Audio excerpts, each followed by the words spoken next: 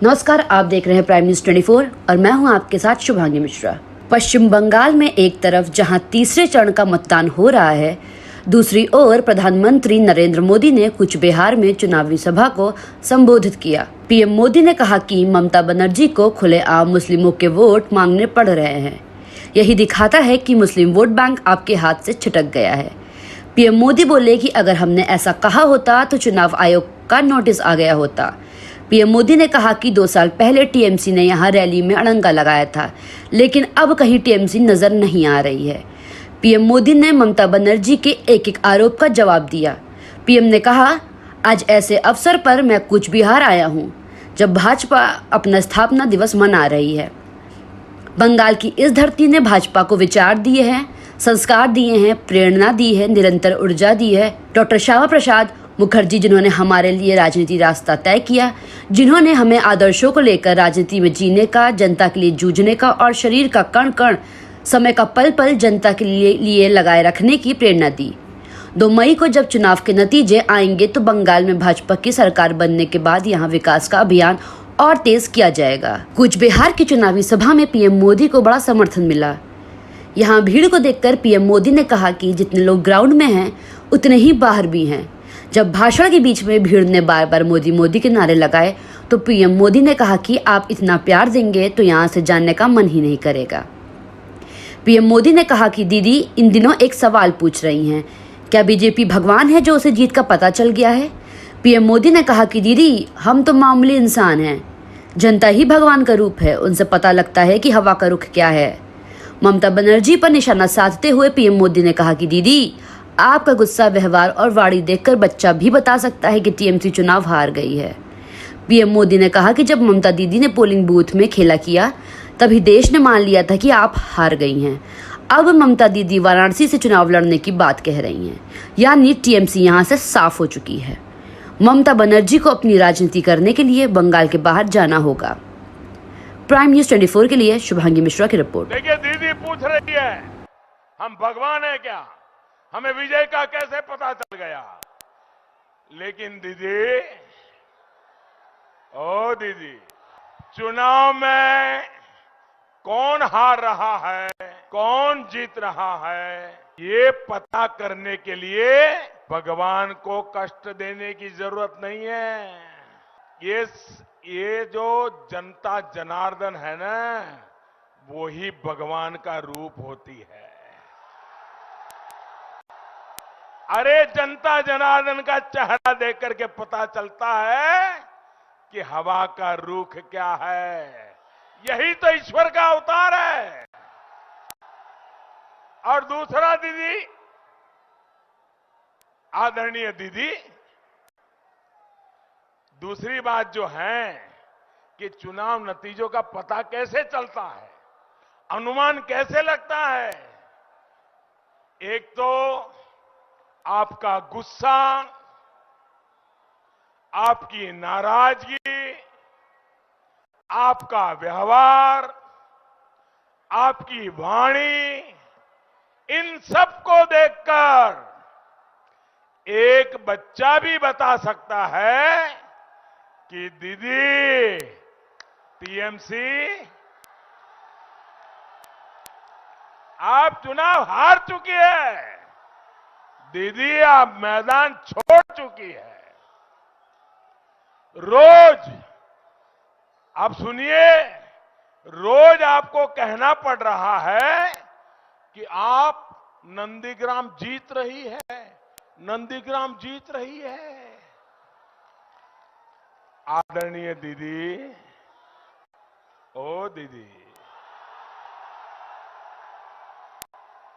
दीदी जिस दिन आपने चुनाव के दिन पोलिंग चल रहा था, नंदीग्राम में पोलिंग बूथ में जो खेला किया, जो बातें कही, उसी दिन पूरे देश ने मान लिया था कि आप हार गई है। इसके लिए भगवान को पूछने की जरूरत नहीं है दीदी।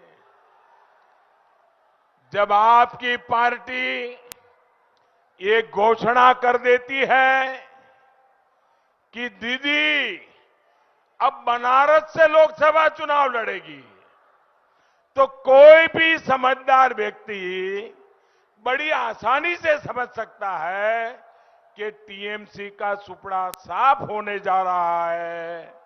बंगाल में अब टीएमसी नहीं बच सकती है। दीदी को राजनीति करनी होगी तो बंगाल के बाहर जाना पड़ेगा। ये आपकी पार्टी बोल रही है। क्या ये सुनने के बाद भगवान को तकलीफ देने की जरूरत है क्या? भगवान को पूछने की जरूरत है क्या? आपको भी समझ आता है कि नहीं आता है? आपको भी पता चलता है कि नहीं चलता है दीदी हार रही है? आप बताइए, आपको लगता है कि नहीं लगता है? आदरणीय दीदी, ओ दीदी, अभी हाल में ही आपने कहा, देखिए एक महत्वपूर्ण बात है, अभी हाल ही में आपने कहा कि सभी मुसलमान एक हो जाओ, वोट बंटने मत दो। दीदी, आप ये कह रही है, इसका मतलब है कि आपको यकीन हो गया है कि मुस्लिम वोट बैंक की आपकी जो ताकत आप मानती थी, वो मुस्लिम वोट बैंक भी आपके हाथ से निकल गया है। मुस्लिम भी आपसे दूर हो गए हैं। आपको पब्लिकली ऐसा कहना पड़ रहा है, इसी से पता चलता है कि आप इलेक्शन हार गई है। आदरणीय दीदी, ओ दीदी, आप वैसे तो चुनाव आयोग को गालियां देती रहती हैं, सुबह शाम एक ही बात करती रहती है, लेकिन जो बात आप बोल रही है, अगर हमने कहा होता कि सारे हिंदू एकजुट हो जाओ, बीजेपी को वोट दो, तो दीदी ये इलेक्शन कमीशन हमें 8-10 नोटिस भेज देता। प्रधानमंत्री को भी नोटिस आती, अध्यक्ष को भी आती, उम्मीदवार को भी आती।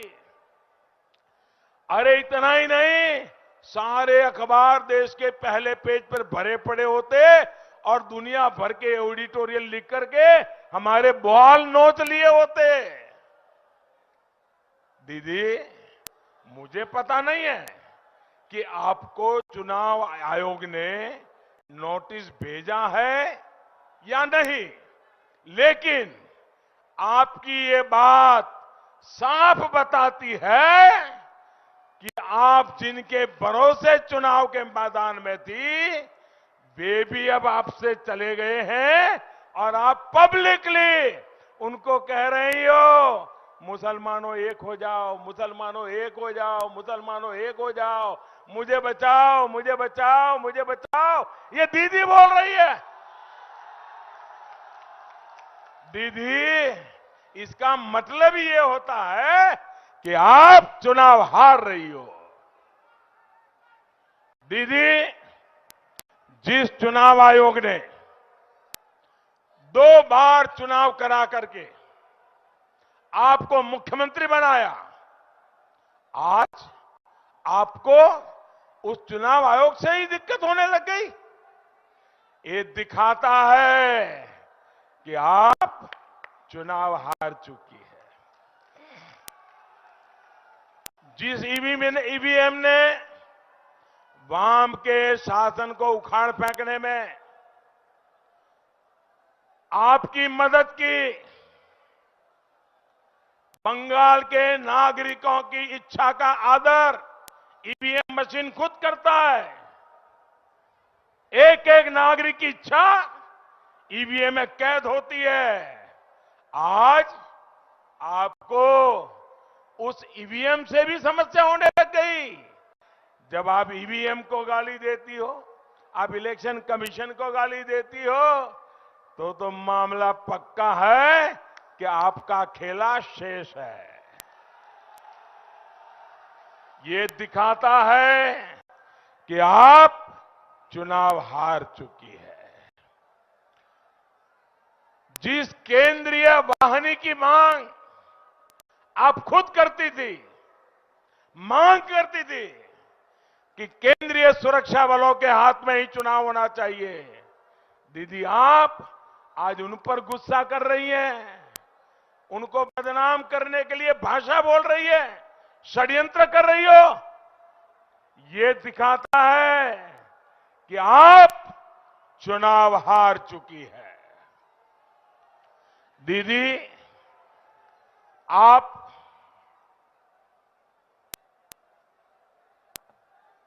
एक राज्य की सीएम है। 2 फेज का चुनाव हो चुका है। बहुत शांतिपूर्ण मतदान हुआ। करीब करीब 80% से ज्यादा वोट पड़े। मैं भी गुजरात में मुख्यमंत्री था।